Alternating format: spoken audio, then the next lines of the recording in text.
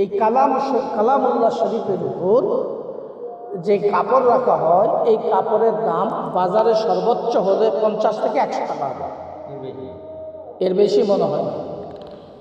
এখন এই কাপড় যদি কোনো মুসলমান দূরের থেকে যদি বাড়িতে আসে, যদি দেখে যে ম্যাজিক করে আসে, মুসলমান যদি হয়, দেখলেই তুলে চুমা দেয়, ঠিক কিনা বলে?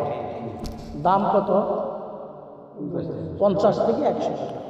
কিন্তু আপনি আমি যে খাটের উপরে শুয়ে থাকি, এই খাটের উপরে যে পর্দা থাকে, এটার দাম কত? কিন্তু এরা দিনের মধ্যে 36 বার পাওনা হচ্ছে, কিন্তু কেউ সোনা খাচ্ছে না।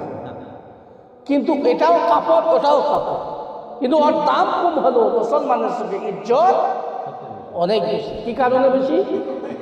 যে এই কাপড়টা দীর্ঘদিন পর্যন্ত আল্লাহর কোরআনের উপরে ছিল। বলুন সুবহানাল্লাহ।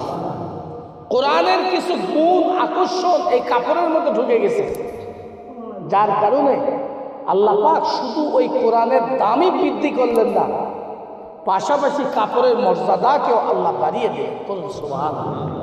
এখন যদি ওই কোরআন, ওই রাসূলুল্লাহর তরিকা, ওই রাসূলের বিধিবিধান, বলুন আমার আপনার দেহের মধ্যে যদি থাকে, বলুন দাম কমবে না বাড়বে? কিন্তু আপনার চেহারা দেখলে তো এক এক কৃষ্ণর মতো দেখা যায়, এমন শিলা ছিঁড়ছে।